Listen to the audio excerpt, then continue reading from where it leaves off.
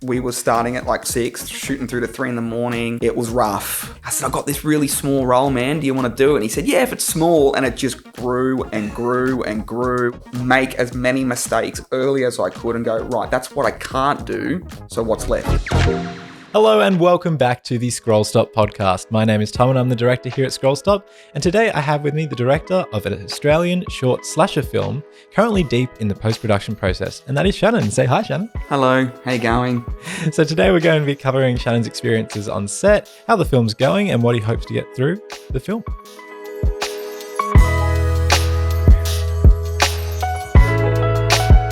So for our listeners, can you just describe who you are and what your current professional practice is? I'm an independent, self-taught filmmaker, fresh from the school of YouTube. I'm based on the Central Coast, and I've been doing this now I've probably been dabbling in the world of shorts for probably about 2 years, working on other people's things before I had enough confidence to take a run at something my own. So yeah, maybe about 2 years now. Great. And what were you doing in those films? Were you just taking sort of production assistant? Yeah, I was a production assistant for the majority of them, which was fine. I think it's unsung heroes of any set, for sure. Production assistant is just a fantastic job for anyone, and I urge anybody who's somewhat interested to just put their hand up and just go do it. Yeah. But I've boom operated and I've been an assistant director and stuff like that. So I've been fortunate to be offered a couple of gigs that I felt were a bit outside my capabilities, but I think the work ethic was there and people enjoyed having me around. So yeah, just went ahead and done it, and they all came off pretty successfully. They all got finished. Yeah, that's great. I mean, honestly, that's the biggest tell of a good project if it gets done. So yeah, it was good fun. Yeah. Yeah, and what were some of those projects? Were they mostly short films as well in the indie scene? Probably the one of the most interesting ones that I had a chance to work on, Gosford City Players, the team there, Tim, Carly, Shane, who was involved in my project, written and directed by Tim, and it was the largest production I've ever been personally a part of. I believe the guys shot that episode over about a week. Oh wow. And it was some of the production design in that too, for someone like myself, I was quite blown away by how resourceful that team was and how good that all sort of come together. So I hope that gets picked up. That's great. Yeah. I feel like the amount of people that are starting to pick up film either later in life or not through film school is becoming more and more common because of YouTube and, the amount of resources out there. It's so amazing what you can do with a team of people, even a small team of people who just are on the same sort of page as you with the right type of attitude. You can get so much done, especially too, with phones in our pockets and what they can produce in terms of the look. Oh man, you can just do so much. So yeah, it's definitely become a lot more accessible for people. Therefore, it's also become a lot more competitive, I reckon, as well. So yeah. You really have to find your way to stand out. Yeah, for sure. Yeah. But it's a really good competitive. Drives innovation. Yeah, for sure. There's nothing more exciting for me. I don't like social media, but I love the film network that I've found in social media. It's great. And there's nothing more exciting when you're reading through the posts and they're advertising for crew roles and you're getting a bit of an idea what other people are daring enough to try. Yeah. And you just go, yeah, good. And so in your time sort of as a production assistant, working on a few different projects and stuff like that, what are some of the highlights and lowlights that you found there? Because I know there is not a single film set where everything has gone perfect. Yeah. Like that is the ultimate fact of this industry. Yeah. So any core experiences there you want to talk about? Good things, bad things? Look, every film set, I guess, anywhere is going to have its negative elements. I guess I've found that the more negative stuff, it isn't as worth talking about because what it ended up being was just problems that needed to be solved and those solutions were found eventually. So the negative stuff only lasts a very short period of time and then it's overshadowed by something positive, which is the fact that you solved that problem. So, I guess in terms of lowlights, I don't really have many. It's been more positives than it has been negatives. You meet fantastic crew members. I happen to love pizza, so I don't care that I get pizza on every set that I go to. Yeah. That's sick. I love Domino's. Yeah, producers, write that down. Yeah. Make a note. Shannon So, loves pizza. guys, I'm very easy to please, and I'm very cheap. No, the crew for my own film come from working on these other sets. So the directors that gave me the chance to come and be a production assistant or be a assistant director, like, I'm forever kind of in their debt because I got to see things firsthand. And yeah, you just needed one person to say, yeah, mate, come along. Yeah, absolutely. You know, and I've made sure that no matter how long I try and do this for, or no matter what the project is or how big or small it is, I will often seek people who are similar to me. I might see them liking certain things on Facebook, or they might post something, and I'll always reach out and say, I'm doing this. Do you want to come do it with me? Yeah. You know, unfortunately, in terms of things like funding, it's pretty hard. You can't work on as many things as you would like to because it's just an extremely expensive process. But, I always welcome sort of anybody of any level to come, and if they just want to sit around and watch, take a couple of stills, go for it. Yeah, no, that's the best attitude to have. I think so too. Sorry, you go. No, I was just saying, I owe a lot to the people that were open enough to let me come and do things. Yeah. You just owe plenty to them, so you just make sure you return that favor eventually. Yeah, absolutely. Yeah. And I think it's the best way to go about it. I mean, with this industry, it's only a hop, skip, and jump from going from unpaid work to, suddenly this person I worked with once needs a paid job, like needs someone in a paid role, and that can be your role. And like it's a great sort of a stepping stone to get there, I feel. I think too, like in terms of the payment thing, it's, how you're rewarding someone for the skill set that they've developed over time, and they're definitely worth being rewarded for. But I feel the relationship is different as well. If the finance is there to help, it's all business. Yeah, of course. Business, yeah, which is exactly what I need. So no, it's great. And speaking of that, you've got a most recent work. You're a director, officially a director. Yes. How does that feel? It's cool. It's weird to say and whatever, but it's fun. It was the only thing that I would imagine myself doing, writing and directing. I couldn't imagine doing anything else. Yeah. I really couldn't. It was so good to finally put pen to paper and then put what was on that paper up on a screen. That was, it was so much fun, and it's forever rewarding. We're so deep in the edit now. I've had an amazing editor, Joshua O'Sullivan. He's a local Sydney guy. He's so patient, and oh man, yeah, just so patient. Very, very, and he will challenge me as well. So there's just a nice professional level of respect there. Like, I need that. I need to be challenged, and I learnt that the hard way too. But, so the edits come along really well. I'm happy with it. Just about to move into sound now. Yeah. So it's been fun. That's great. Yeah. And for those that haven't heard of the project, could you give us a little yeah. bio of it? So I wrote and directed a short film called In a Place Like This.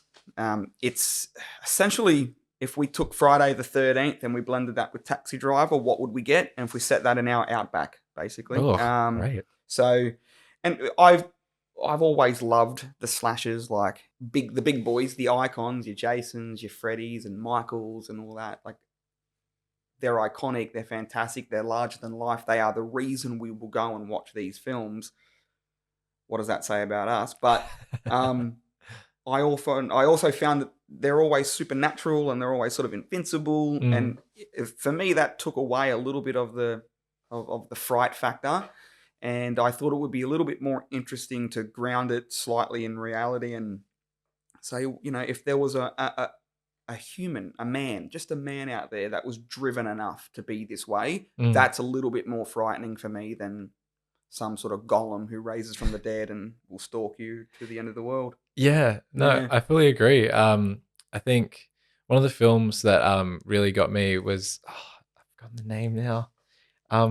Split, the one with good. Yeah, it was so great for me. Yeah, I really enjoyed it up until it turned slightly supernatural with turning into the beast and stuff. stuff. The beast. Yeah. For me, that sort of toned down the fear factor. That's fair. I would, I understand that too, and I think that might be maybe where a lot of not a lot, but some of the pain points for the follow-up film might have been as well. Yeah. Went a little bit too silly. But up until the third film, I would agree. Yeah, it's Mm. But I thought Unbreakable had a sense of supernatural to it. But I haven't seen it yet. you haven't seen Unbreakable. It's No. part of the same universe. Did Yeah. you see Glass? The one that No, I'm I talking wanted about? to see the other ones. Oh, Yeah, but I right. So you haven't just gone started to with the yet. middle film. Yeah, no, it was a Oh, rogue good. watch one time. Yeah. Okay. So yeah, that's why I Yeah. went into it. But yeah, but like it even there's a film now. It's only starting. I think it's out in America, but I think it opens in our country on the 1st of August. In a Hmm. Violent Nature, and Okay. it follows the perspective of the slasher, Mhm. similar to what I tried to do. Mm. I didn't know this film was coming out, of course. I was like, Yeah. oh my God. But when I It's my watched it, I was like, idea. No. no, when I watched it, I was like, this looks so sick. This is like, oh, I don't know how good it actually is. I've never seen it, but I just love the look of it. Yeah. But again, I think even in that film, I don't know, but I believe the killer in that film is pretty supernatural, raises from the dead and all that sort of stuff. So Right. sort of similar in the sense. But like I said, I think having him just as a man, Mm. Yeah. No, it definitely adds another layer. yeah, for sure. Yeah. And then, I would try to make it a little bit more introspective as well because it's only a short film. So I broke pretty much every rule I was told. I just broke. Like, don't try and take what would be like a feature length concept and put it into a 20-minute movie. I was like, nah, that's cool. I'll do that. That sounds fun. Beginning, middle, end. This is not a proof of concept for a larger thing. It's a standalone thing. It's just a short film. Mm. It's a short film.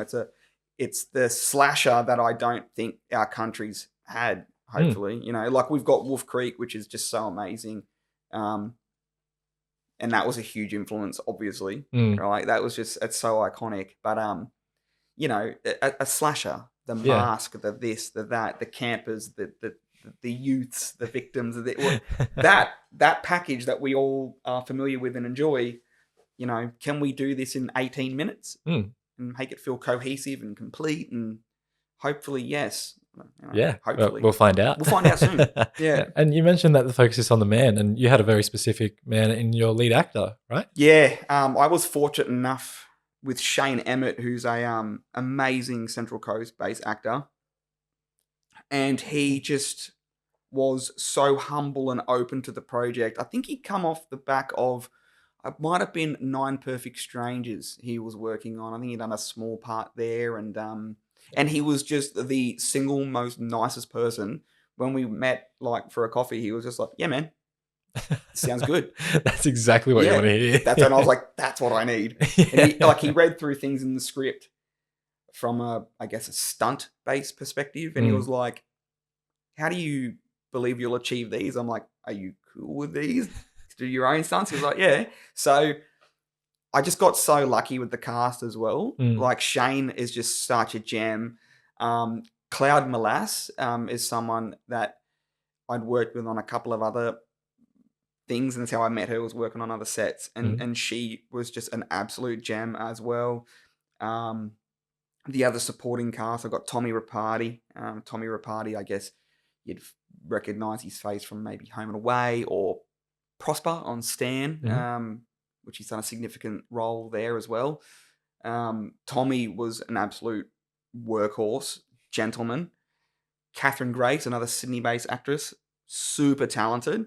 And then I had a mate named Aaron who had never acted anything. He'd never done it before, ever. Yeah. I said, "I've got this really small role, man. Do you want to do it?" And he said, "Yeah, if it's small." And it just grew and grew and grew and just all sorts. And he was an absolute trooper.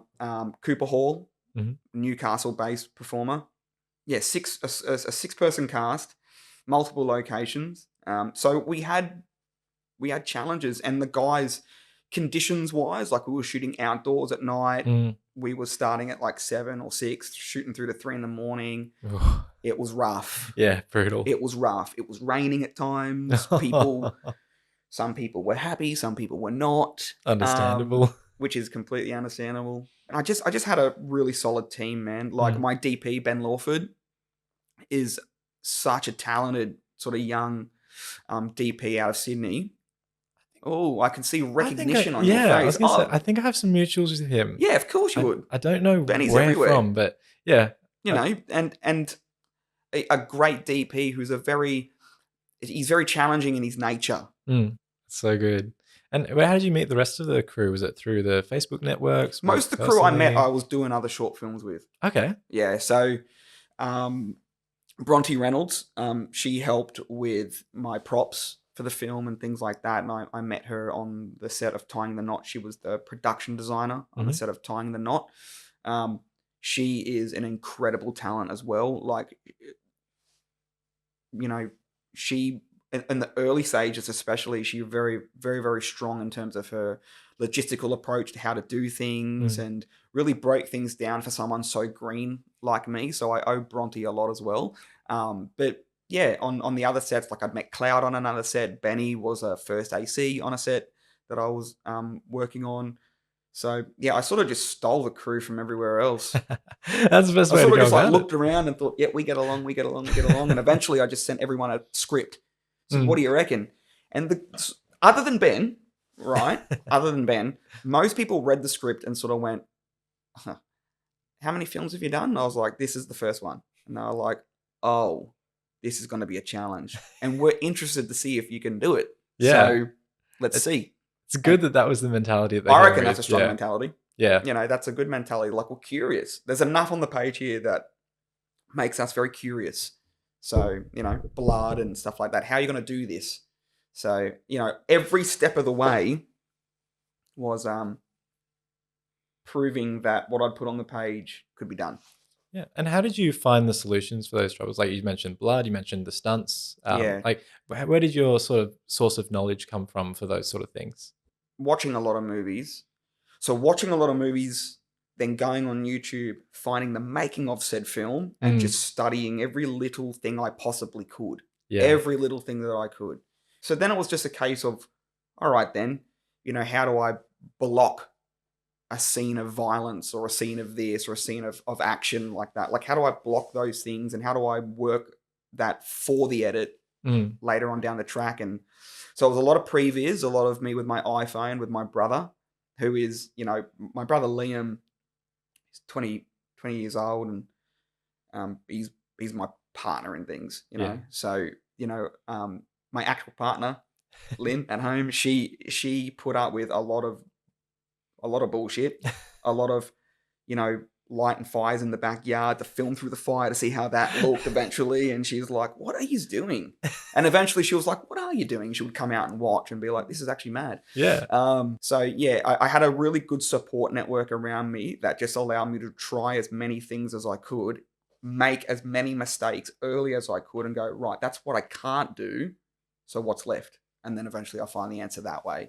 I think when you don't know a lot, you're not pigeonholed into being, oh, that's not going to work for X. You just go and try it. Yeah. You know, like, so you've got no restriction and you've got no, I guess, frame of reference to deter you from a particular idea because you don't know until you try. I'd read a bloke named Reza, whose last name I struggle to pronounce, I must admit. Emanjor, I think it is. He was a makeup artist on another film that I was helping on, and he helped create our prosthetics. He done an incredible job as well. So, you know, just, again, opening the right types of dialogues with the right types of people. I did get lucky. I will admit that, I reckon. I just sort of had enough motivation in me to sort of give that to them. They're like, yeah, cool, we could probably help you make this work. So, yeah, you know, we had a lot of things that I'd not had to see other people deal with before. You know, the blood rigs and the fire and the safety and the this and the that, and, you know. So I was going to say, it seems like you had a very logical and balanced approach in that you tested everything first. Had a really logical and grounded team. Yeah, and that is 100% why I know this is going to be a success. Because look, man, like, it's what it takes. Yeah, in terms, like, I don't know. I got two things that I want the film to do. I want anyone who watches it to just be like, that was fun. That's it. Yeah. I just want you to have a good time when you see it. That's all.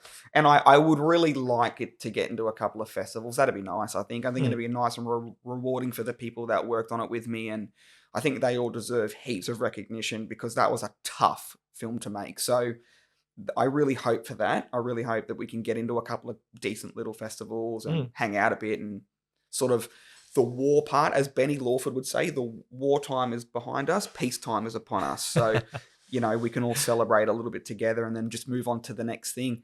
I think it's a cohesive, standalone 20-minute short film that has a beginning, middle, and end. That's not part of a larger thing that people can just sit down and go, cool, that was hectic. Yeah. That was it. So, yeah. That's great. Yeah. And do you have any festivals in mind that you're hoping to target? I did, right? Because I thought, there's some really good Sydney-based festivals, horror-based festivals that are coming up. And the St Kilda Fest and stuff like that. But I don't know if I'll make the deadlines for this year. So I'll reevaluate that moving into the end of this year, into the beginning of next year, and just see what I can get lucky with there. I've got a bit of a targeted festival run that I'd love to make it into. Whether or not I do is a completely different thing. But next year will probably be more likely. I would love to think that I can maybe scrape in for some October stuff this year if I'm lucky. Yeah. Just based on where we are in post-production. But I'm not going to allow the timeline of post-production to dictate the festivals. I've got to get the film finished first to the standard that I want. And then whatever's left to apply to and send to, I will do so. Yeah.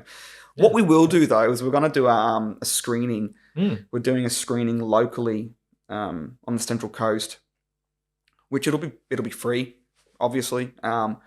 Those who do attend, there will be the option to, donate a little bit towards a festival run if they enjoyed the film. And you'll probably find that soon enough on our Instagram page as well.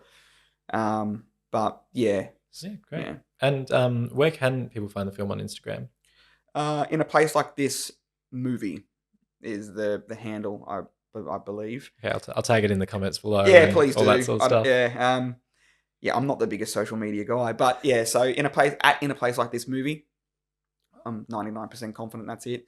At the moment, you'll see you've got a bit of BTS stuff there. I've got an amazing graphic artist based out of London named Erin. She's helping me a lot with a lot of these things. And where can people find you on socials? At Shanny G. Shanny G is my handle. Yep. Yeah, Shannon Patrick on Facebook. Yeah, I mean, if anyone's out there and I love pre-production. I love talking through people's ideas. If you've got an idea that you're like, I don't really know how I could do this, talk to me. I don't know how I can help you, but I can certainly throw enough at the wall to see what sticks. Yeah. And you might take something away from that. I just love the whole process, really. I usually, when I work on other people's projects, I don't get the opportunity to get involved in the pre-production stage, but I'd love to, because I think pre-production, I don't know, I don't want to speak for people, but I get the feeling that some people are like, it is a bit of a hurdle. There's a lot to get through. You're starting again. I love it. I love all those issues. That's good. I love to write something that I go, I have no idea how I'm going to do that, but I shall figure it out. Yeah.